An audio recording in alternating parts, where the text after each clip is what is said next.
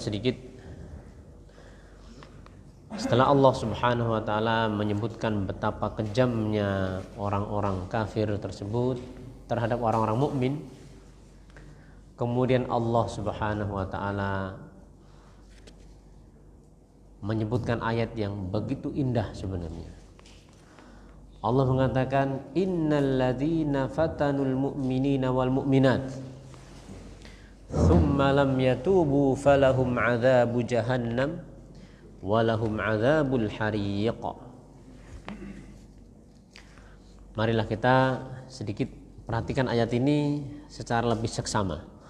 Kata Allah, innal ladzina fatanul mu'minin wal mu'minat. Maknanya, innal ladzina azzabul mu'minina wal mu'minat. Sesungguhnya orang-orang yang mereka telah mengazab, menyiksa orang-orang mukmin dan mukminat. Dalam hal ini bin nari, dengan api, liyasrifuhum 'anil imani billahi wahdah, agar mereka tidak lagi beriman kepada Allah. Ya. Tetapi lihat potongan ayat setelahnya.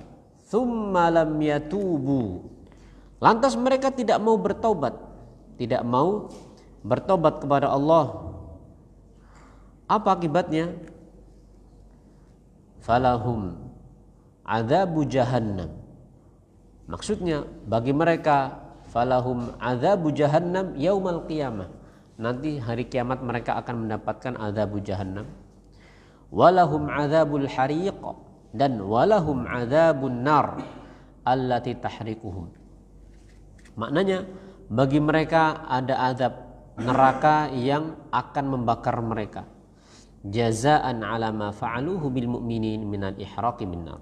Sebagai balasan yang Allah berikan atas perbuatan mereka membakar orang-orang beriman di dunia.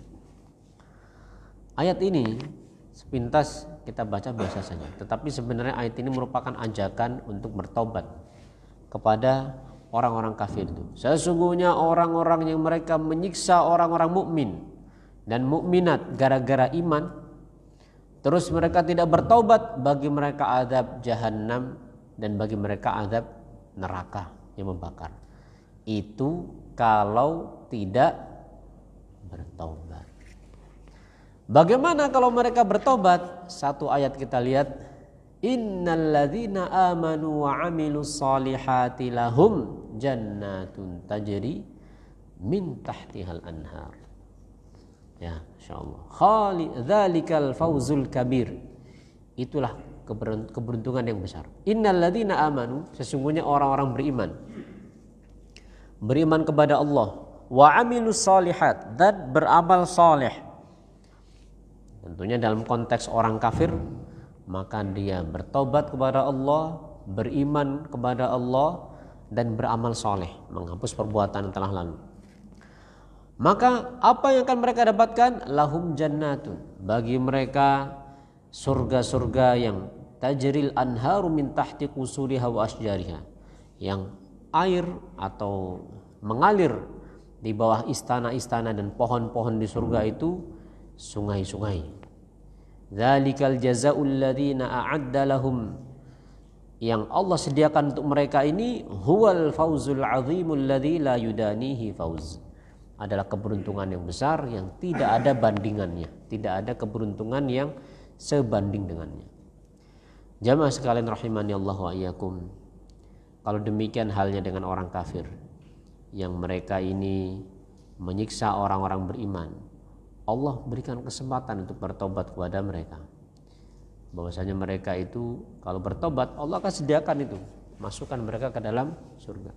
Kalau enggak mau bertobat, maka bagi mereka adalah azab yang pedih. Maka tidakkah kita itu lebih pantas untuk berharap ampunan dan rahmat Allah Subhanahu wa taala?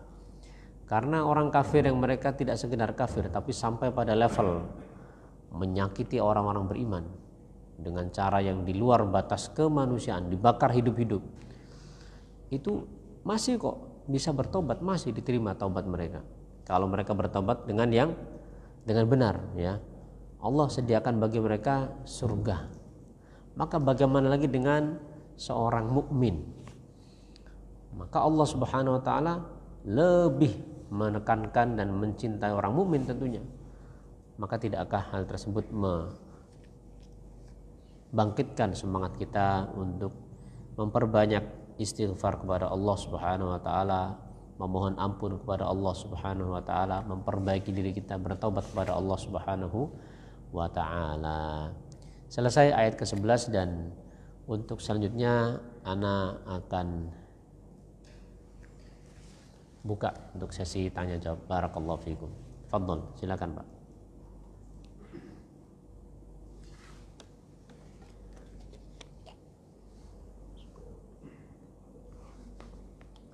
Kalau tidak ada, oh ya silakan Pak. Mau tanya tentang istighfar. Ya. Istighfar, bolehkah kita beristighfar pada saat kita sujud? Itu tidak pada sholat wajib, pada sholat sunnah. Jadi istighfar, sayyidul istighfar di sujud. Di manapun sujud gitu, di saat sholat sunnah sendiri. Ya. Bolehkah kita beristighfar, baca sayyidul istighfar misalnya di saat sujud? Dalam kita berzikir kepada Allah Subhanahu wa taala, ya, maka ada ketentuannya. Zikir itu ada yang zikir mutlak, ada zikir muqayyad. Zikir mutlak adalah zikir yang kita ucapkan bebas-bebas saja. Kita sekarang mengucapkan subhanallah, alhamdulillah, ya, sambil naik kendaraan banyak beristighfar. Itu namanya zikir mutlak. Zikir muqayyad itu adalah zikir yang berkaitan dengan momen tertentu.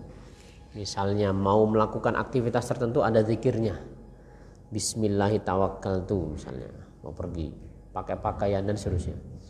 Nah, doa-doa yang atau zikir yang kita lakukan dalam sholat, ya, itu ada yang muqayyad, ada yang mutlak juga. Muqayyad itu apa? Ya, misalnya kalau sujud baca apa, rukuk baca apa, ya kan? Boleh tidak kita kemudian berdoa meminta kepada Allah Subhanahu wa taala dalam sujud kita, dalam hal ini memohon ampunan, ya. Kata Nabi sallallahu alaihi wasallam, aqrabu ma yakunul 'abdu min rabbih wa huwa sajid. Sedekat-dekat kedudukan hamba, keadaan hamba dengan Allah itu adalah ketika sujud. Fa'akthiru fihi du'a, maka banyak-banyaklah untuk bermohon, berdoa ketika.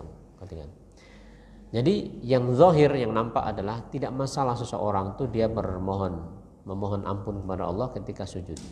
Asalkan, ada asalkannya. Apa? Zikir yang mutlak itu, ya, itu kan mutlak. Kita berdoa minta ampun, ya. Kita berdoa ketika sujud itu kita minta rahmat Allah, Allahumma arhamni. Maka jangan kita takyid, jangan kita muqayyadkan. Contoh, muqayyad itu artinya kita kemudian bikin aturan-aturan khusus. Seperti yang sujud tadi. Sujud itu di setiap sujudnya merupakan waktu yang mustajab untuk berdoa. Tetapi tidak merupakan petunjuk Nabi kemudian mengkhususkan sujud tertentu. Misalnya sujud terakhir sebelum salam, ya. Tidak ada keterangan misalnya untuk kemudian apa, sebelum sujud itu lama gitu kan, bacanya macam-macam, ya. Nanti begitu Allahu Akbar terus habis itu Assalamualaikum. Tiap sujud terakhir mesti lama. Itu namanya dia telah membuat tata cara tersendiri dalam hal berdoa yang sifatnya mutlak. Ya, mutlak itu artinya apa? Ya sudah bebas saja kita. Ini kadang sujud ini, kadang sujud itu, kadang tidak juga berdoa. Ya, karena memang tidak ada keharusan dan pengharusan. Jadi kalau misalnya membaca doa, memohon ampun kepada Allah Subhanahu wa taala, termasuk sayyidul istighfar. Sayyidul istighfar itu dia kita baca ketika pagi dan petang. Boleh tidak kita baca selain itu?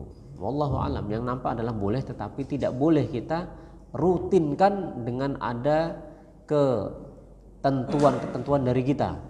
Misalnya, ya, tiap umpamanya sujud tertentu baca sayyidul istighfar, ya.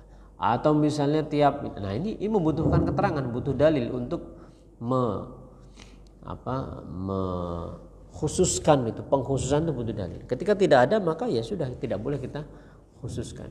Terkadang ini, terkadang itu. Ya Allah a'lam.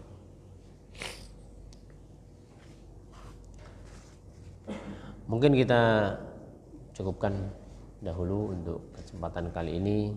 Semoga Allah Subhanahu wa taala berikan kita kemudahan untuk mengambil manfaat dari apa yang kita pelajari. Ada kurangnya mohon maaf. Kita tutup dengan doa kafaratul majlis. Subhanakallahumma wa bihamdika asyhadu an la ilaha illa anta astaghfiruka wa atubu ilaik. Wassalamualaikum warahmatullahi wabarakatuh.